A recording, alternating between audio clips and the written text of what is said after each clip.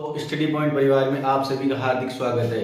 Percentage का topic आज हम स्टार्ट करने जा रहे हैं। एसएससी जीडी के आप पेपर नज़दीक है, उसके अकॉर्डिंग हम चल रहे हैं। उसके अनुसार हम वही टॉपिक वही क्वेश्चन कवर कर रहे हैं जो पिछली बार पेपर में आए हुए हैं और हर शिफ्ट में रिपीट हो रहे हैं। उसकी कड़ी की आज हम परसेंटेज पढ़ेंगे। उस श्रृंखला में परसेंटेज में क्या देखेंगे? परसेंट का मतलब आपको पता होना चाहिए सेंट पर, यानी एक सेंट यानी 100/100। परसेंट का अर्थ होता है 1/100। अब उसमें हम अब नॉर्मल क्वेश्चन पढ़ने का टाइम है नहीं हमारे पास। उसमें हम जो पिछले मतलब जो लगातार रिपीट क्वेश्चन हो रहे हैं उनको मैं बोर्ड के माध्यम से आपको समझाऊंगा। उनमें सबसे पहले आपको नॉर्मल परसेंटेज जैसे 1/10 100 का परसेंटेज मतलब निकालते हैं अपन, तो कितनी होती है 1/10। जैसे सूर्य श्रृंखला में 1/2 50% होती है, 1/3 33% होती है, 1/4 25% होती है, 1/5 20% होती है। ऐसे नॉर्मल तो आपको याद ही होगा। अब वहां पे याद भी नहीं हो किसी भी चीज का निकालने को तो बटा 100 का भाग देके आप निकाल सकते हो किसी चीज में, या जितना दे रखा है उसका निकाल सकते हो आप। अब सबसे पहले अपन नॉर्मल क्वेश्चन से शुरुआत करेंगे जो जीडी में लास्ट बार पूछा गया था। उसमें सबसे पहला क्वेश्चन था कि बीमारी की वजह से एक व्यक्ति का भार 80 किलो से घटकर 64 किलो हो गया। कि बीमारी की वजह से एक व्यक्ति का भार 80 किलो से घटकर 64 किलो हो गया, तो भार में परसेंटेज कमी। अब पहले कितना था उसका 80 किलो वजन था, फिर कितना हो गया 64 किलो, ठीक है ना। अब तो कमी कितने की हुई? 80 में से 64 गए तो 16 की कमी हो गई। किसके रेस्पेक्ट में हुई? 80 के रेस्पेक्ट में हुई ना। पहले 80 था ना, तो परसेंटेज कमी कैसे निकालेंगे? 16/80 इंटू 100। 16 को 5 बार गया, ये 20 बार गया, तो 20% की कमी हो गई उसके वजन में। अब आपको समझ में आ गया? नहीं आया तो एक बार और बता देता हूँ कि पहले उसका वजन 80 किलो था, उसके बाद 64 किलो हो गया। अब कमी कितने की हुई? 16 किलो की कमी हो गई। अब 16 किलो की कमी किसमें? 80 के रेस्पेक्ट में हुई ना, तभी तो उसका वजन कम हुआ। तो 16/80 इंटू 100, ये 20% की कमी आ गई। अब दूसरा क्वेश्चन देखना। ये क्वेश्चन सब एसएससी जीडी में आ रखे हैं। अब लेते हैं अपन क्वेश्चन एक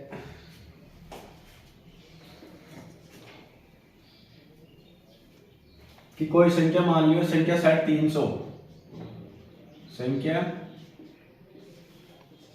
350 में 20% की वृद्धि की जाती है।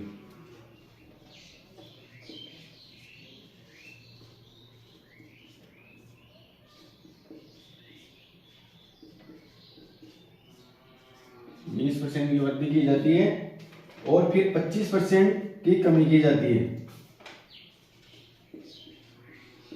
और फिर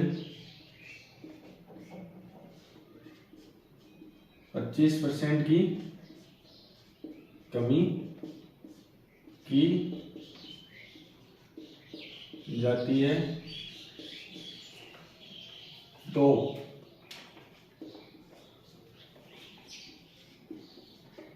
इस प्रकार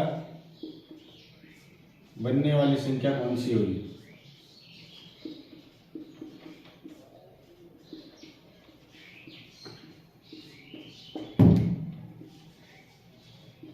अब इस क्वेश्चन को कैसे करेंगे अपन? सबसे पहले अपन किसी भी संख्या में वृद्धि या कमी करते हैं तो कहां से मानने शुरू करते हैं? अपन 100 से। अगर संख्या 350 है, उसमें सबसे पहले अपन किसकी वृद्धि करेंगे? 20% की।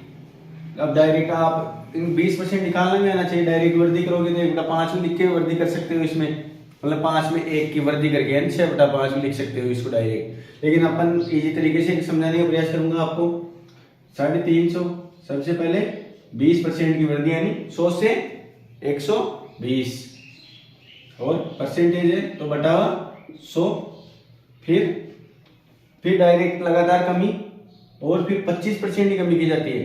25% की कमी यानी 100 में से 25 घटाए तो 75/100 काट लेंगे अपन। अब 25 थी 75 और 2500 का 100, यहाँ पे 1 0 से 1 0 गई, 2 से काट देंगे, 2 × 12 2 × 5 10, ये 5 से 70 बार, और कौन सा कट रहा है, ये 2 से, ये 3 बार, फिर ये 2 से 35 बार।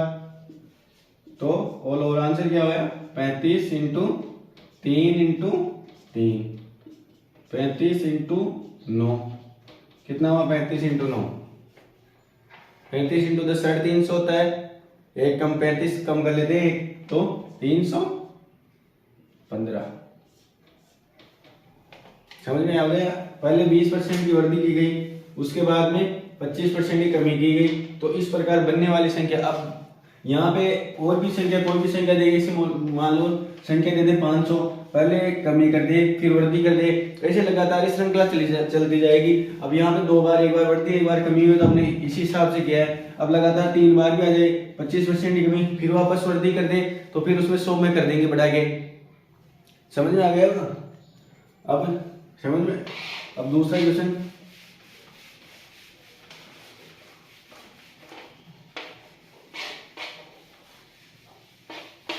कोई भी संख्या आपको वृद्धि के लिए दी जाती है तो उसमें आप डायरेक्ट 100 में बढ़ा के लिख सकते हो। कोई भी संख्या मान लो 500 दे दी, तो उसमें 10% की वृद्धि करनी है, तो 500 का 10% डायरेक्ट कर सकते हो आप, तो 50 यानी 550 हो गया वो। या फिर उसके माध्यम से करना चाहो तो 500 इंटू 110/100, वही आंसर आएगा 550। और कमी वृद्धि दोनों एक समान आपको आनी चाहिए। वैसे यही क्वेश्चन आएंगे आपके परसेंटेज में से, और कोई नहीं आएगा बाकी का।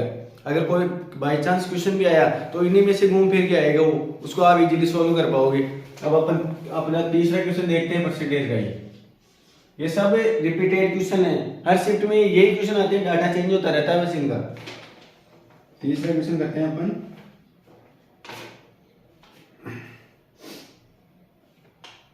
कि ए अपने वेतन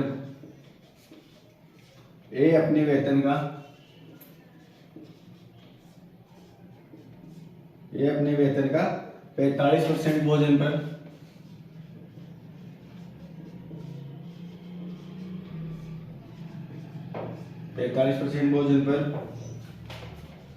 5% अन्य खर्चों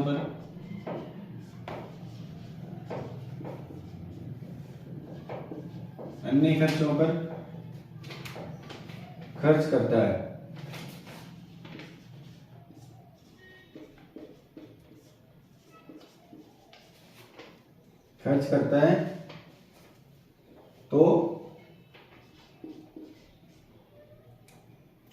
तो उसके भोजन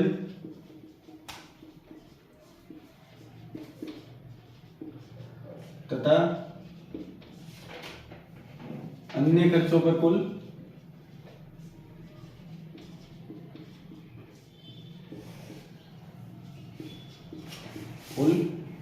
28,500 खर्च करता है। 28,500 रुपए खर्च करता है।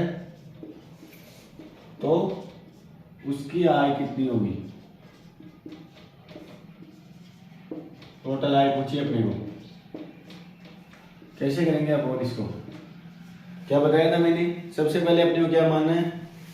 उसकी टोटल आय मानी 100%। अब 100 में से वो जितने खर्च करता जाएगा उतनी माइनस करते जाएंगे अपन। टोटल 100% मान ली, उसकी आय थी 100%। अब उसमें से उसने 45% भोजन पर खर्च कर दिया पर, और 5% अन्य खर्चों पर। अगर यहाँ पे आ जाता 45% भोजन पर तथा अन्य शेष में तो आता तो 65% मैंने माइनस किया जाता, क्योंकि 45% ऑलरेडी खर्च कर चुका है, उसके बाद 65% ही बचा है। लेकिन यहाँ पे शेष नहीं लिखा हुआ, तो डायरेक्ट हम 100 में से ही करेंगे इसको भी, है ना। तो 45% खाने पर खर्च कर दिया और 5% अन्य खर्चों पर, यानी उसका खर्चा कितना हो गया टोटल 50%। अब ये 50% उसका कितना है? उसके कुल अन्य खर्चों पर 28,500 रुपए खर्च किया उसने। तो ये 50% जो दे रखा आपने 28,500 रुपए, ये 50% दे रखा है आपने को टोटल खर्चा।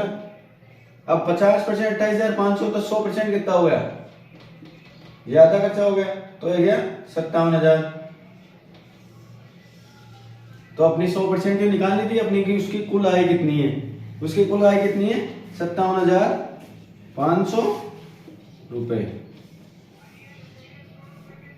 स्टार के क्वेश्चन में अपन वापस देखो एक बार, ए अपने वेतन का 45% भोजन पर 5% अन्य खर्चों पर खर्च करता है, तो उसके भोजन तथा अन्य खर्चों का कुल 28,500 रुपये खर्च करता है, तो उसकी आय कितनी होगी। अब उसकी आय अपने को शेष में से नहीं पूछ रहा, अगर यहाँ पे देता है कि ए अपने वेतन का 45% भोजन पर तथा शेष का 5% अन्य खर्चों पर खर्च करता, तो अपन शेष के में से क्या करते, 45% 100 में से गए तो 65% बचे अपने, उस 65% का 5% अन्य खर्चों पर खर्च करता हो। अगर ऐसा नहीं है तो डायरेक्ट अपन इस माध्यम से सोल्व करेंगे, दोनों को जोड़ के, मतलब टोटल खर्चा कितना हुआ। समझ में आया आपको। ऐसा ही क्वेश्चन आपको ऐसे जीडी में देखने को मिलेगा इस बार भी, क्योंकि हर बार यही से पूछे जाते हैं टॉपिक, यही क्वेश्चन पूछे जाते हैं। अब यहाँ पे 45% की जगह 50% कर देगा, यहाँ पे 10% कर देगा, आपको ऐसे निकालना डायरेक्ट सोल्व करके।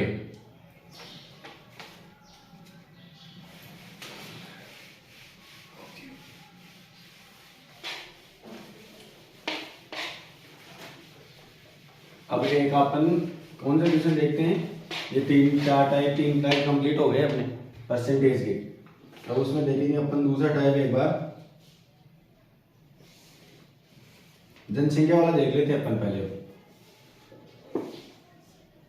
जनसंख्या वाला देखते हैं कि एक शहर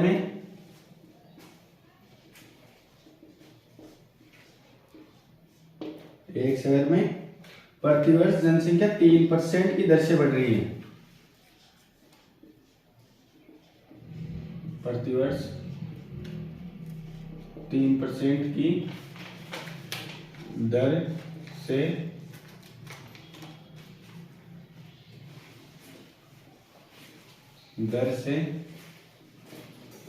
बढ़ रही है।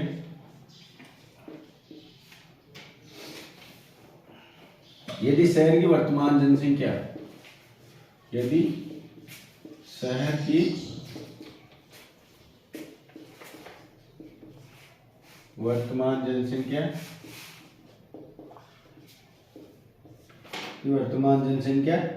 कितनी है, 21,218 है, तो 2 वर्ष पूर्व की जनसंख्या कितनी होगी।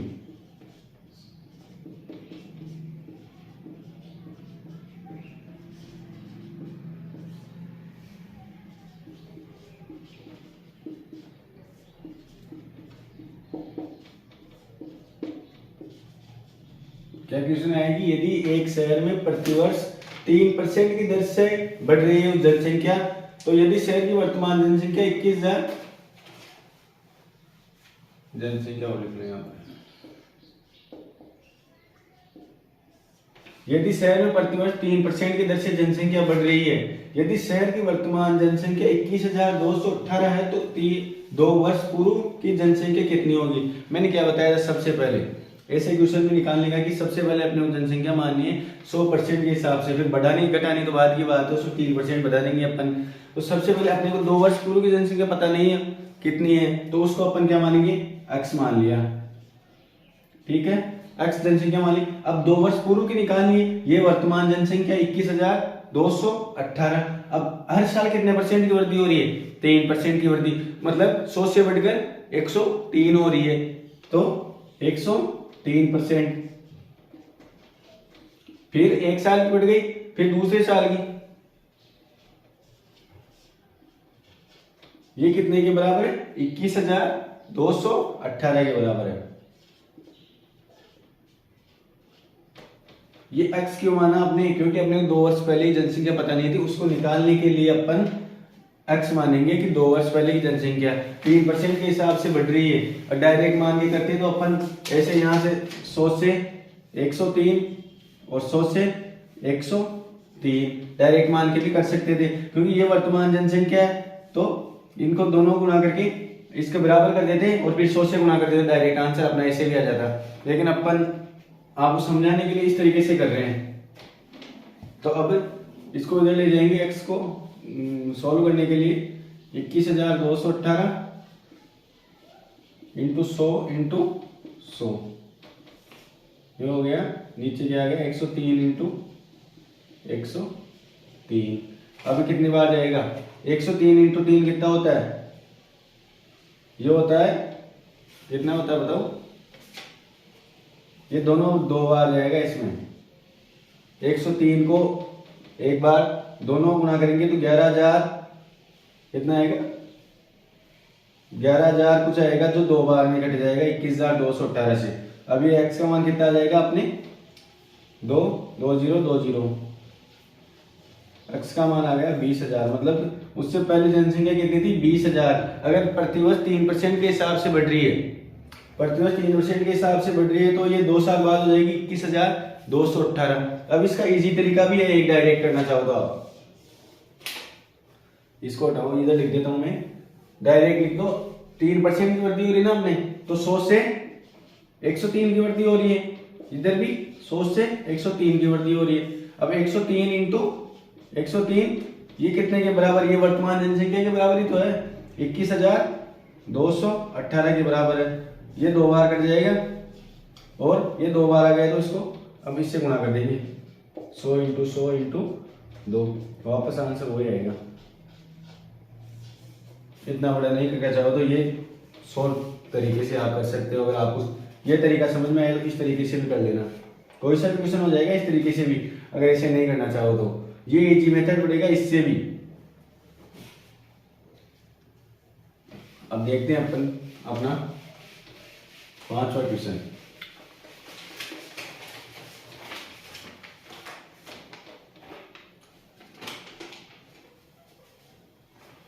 पांचवा क्वेश्चन है कि एक व्यक्ति की आय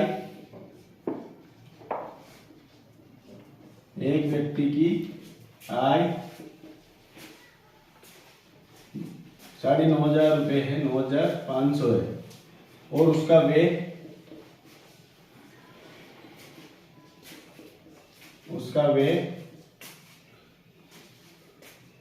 95,000 है, उसका व्यय 75,000 रुपये है। यदि उसकी आय में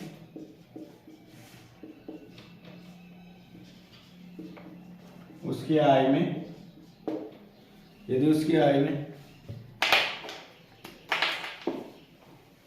उसकी आय में 18% की वृद्धि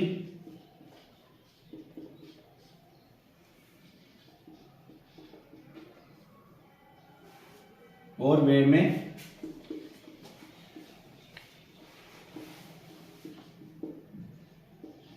12% की वृद्धि होती है,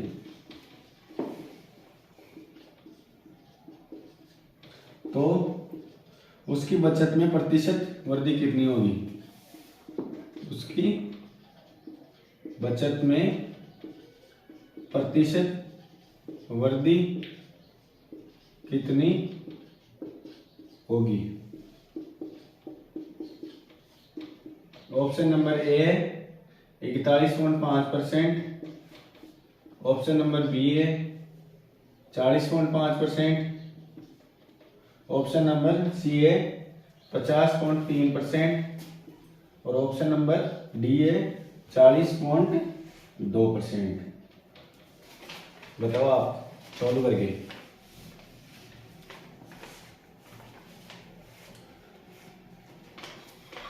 ये है एसएससी जीडी 10/1/2023 का क्वेश्चन। कौन सी शिफ्ट है? पहली शिफ्ट का, फर्स्ट शिफ्ट का क्वेश्चन है ये, जो मैंने बताया था उसी में से। बताओ किसी का आंसर ए आ रहा है, किसी का बी। चलो मैं बताता हूँ आपको, देखना एक बार। यहाँ पे सबसे पहले आय कितनी है उसकी? 95,000। आय क्या होती है? आय होती है बचत इंटू, पहले खर्चा लिख देते हैं इधर, व्यय इंटू बचत। व्यय या खर्च जो भी आप लिखना चाहो, इसको खर्च भी बोल दो, कोई दिक्कत नहीं उसको। अब उसकी आय कितनी है? पहले कितनी थी? 95,000 रुपये। तो उसमें से व्यय कितना हो गया? व्यय खर्च कितना हो गया उसके? 75,000 रुपये खर्च हो गए। अब उसकी बचत कितनी बची? 75, 95 से 75 गए तो 20,000 रुपये, ये उसकी बचत थी। अब उसके बाद में क्या हुआ? उसके बाद में उसकी आय में 18% की वृद्धि हो गई, मतलब 95,000 में 18% की वृद्धि। 95,000 में 18% की वृद्धि कैसे करेंगे अपन? 95,000 18% की वृद्धि डायरेक्ट करना चाहो तो मतलब 95,000 में 18% निकाल लो, ये 118/100 कर दो डायरेक्ट करना चाहो तो, या पहले 18% निकालो 95,000 का, ये 2 जीरो से 2 जीरो गया, ये 18 × 95 कितना होता है बताओ? 1710, मतलब कितना हो गया? 17,100, मतलब 95,000 में 18% की वृद्धि हो गई तो ये 17,100 रुपए, यानी 95,000 में 17,100 जोड़ेंगे अपन तो कितना हो गया? ये 0 0 1 7 5 12 का 2 वहां से लगी 1 9 1 10 और 1 11, 1,12,100 रुपये। इसमें 18% की वृद्धि करेंगे तो ये हो गया 1,12,100 रुपये। अब उसके व्यय में कितनी वृद्धि हुई? उसके व्यय में 12%। अब 75,000 का कितना परसेंट निकालेंगे अपन? यहाँ पे निकाल लेते हैं अपन, 75,000 का 12% निकालेंगे तो ये कितना हो गया? 2 जीरो से 2 जीरो हो गई, और ये हो गया 75 750 इंटू 12 कितना हो गया? सबसे पहले क्या करेंगे? 750 इंटू 10 7,500, और फिर बचा 2 तो 750 2 इंटू 1500, ये हो गया 9,000, मतलब 9,000 की वृद्धि हुई। तो 75,000 में 9,000 की वृद्धि हुई तो कितने हुए? 84,000 रुपए। अब इसमें से बचे कितने? अपन 1,21,000 में से माइनस करेंगे तभी तो इसकी बचत आएगी ना, तो 1,21,000 में 84,000 माइनस करेंगे तो कितना बचेगा? 28,100 रुपए। अब अपने को पूछी क्या है? उसकी बचत में प्रतिशत वृद्धि। पहले बचत थी 2,000 रुपए, उसके बाद में बचत कितनी है? 28,100 रुपए, मतलब 8,100 रुपए की वृद्धि हुई। किसके रेस्पेक्ट में? 20,000 के रेस्पेक्ट में। और 100 से परसेंटेज निकालेंगे ना अपन, तो 2 जीरो से 2 जीरो, 2 जीरो से 2 जीरो, तो ये कितना आ गया? 81/2, यानी कि 40.5% की वृद्धि हो गई। Option number B. समझ में आ गया? दोबारा समझाता हूँ एक बार। किसी व्यक्ति की आय 95,000 रुपए और उसका व्यय 75,000 रुपए, यदि उसके आय में 18% की वृद्धि और व्यय में यानी खर्च में 12% की वृद्धि होती है तो उसकी बचत में प्रतिशत वृद्धि कितनी है? आय होता है खर्चा प्लस बचत, जितनी आय होगी उतना ही खर्चा और उतना ही बचत होगी। अब इसको देखना, 95,000 पहले आई थी, उसके बाद कितने परसेंट की वृद्धि हुई? 18% की, तो डायरेक्ट 118/100 भी कर सकते हो, या 95,000 का 18% निकाल के इसमें जोड़ दो, तो ये 95,000 में 18% की वृद्धि होगी 1,12,100 रुपए। उसके बाद में वे कितना? 75,000 था, उसमें कितने परसेंट की वृद्धि? 12% की। 75,000 में अपन 12% की वृद्धि करेंगे तो ये हो गया 9,000 रुपए। 9,000 इसमें ऐड करेंगे तो हो गया 8,400 रुपए। उसके बाद में क्या है? अब 1,21,000 में से इतना खर्च हो गया तो बचा कितना? 28,100 रुपए।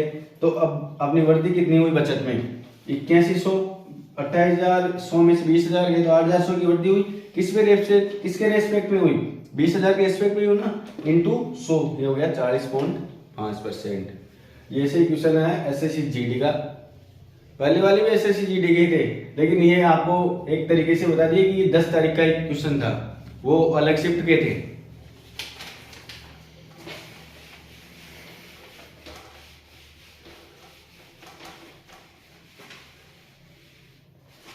एक क्वेश्चन और है चुनाव वाला, वो भी देख लो। क्वेश्चन है अपना कि 2 उम्मीदवार थे चुनाव में, 2 उम्मीदवार ए और बी थे। वहां कुल मतदाता, शॉर्ट में लिख रहा हूं यहां पे, कुल मतदाता कितने थे? 9,000 थे। कुल मतदाताओं की संख्या 9,000 थी। यदि और कुल मतों का 70% मतदान हुआ, और टोटल जितने मत थे कुल मतों का 70% मतदान हुआ,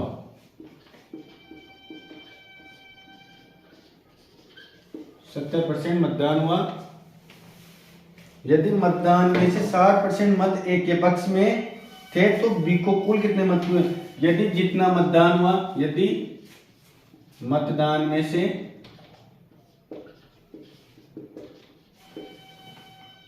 60% ए को प्राप्त हुए, 60% ए को प्राप्त हुए, 60% ए को प्राप्त हुए, ये दिखना नहीं होगा, 9000 और इधर 70%, 60% ए को प्राप्त हुए तो बी को कुल कितने मत प्राप्त हुए? तो बी को कुल कितने मत प्राप्त हुए? अब क्या देखेंगे इसमें अपन, 2 उम्मीदवार थे और बी, वहां टोटल वोटरों की संख्या कितनी थी? 9000। अब उसमें से मतदान कितना हुआ, मतलब टोटल जितने मत थे उनमें 70% का मतदान हुआ, मतलब 30% का मतदान नहीं हुआ। अब 9000 का अपन 70% निकालेंगे,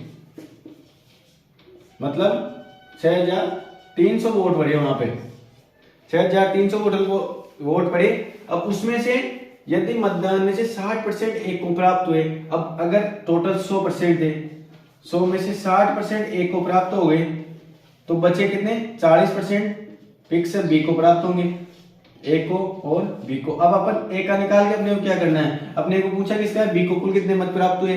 अब 6300 में से एक 60% हो गए तो बी को 40% प्राप्त हो गए, तो डायरेक्ट निकाल लेंगे अपन 6300 में से 6300 का 40% बी को प्राप्त हो, 10 से 10 10 से 10, 630 इंटू 4, ये हो गया 0, 4 इंटू 3 12 का 2 ऊपर 1, 6 चौका 24 और 1 25, मतलब 2520 वोट किसको प्राप्त हुए? बी को। ए का निकालने के लिए अपन 6300 का 60% निकालेंगे, लेकिन अपने को ए का पूछा ही नहीं।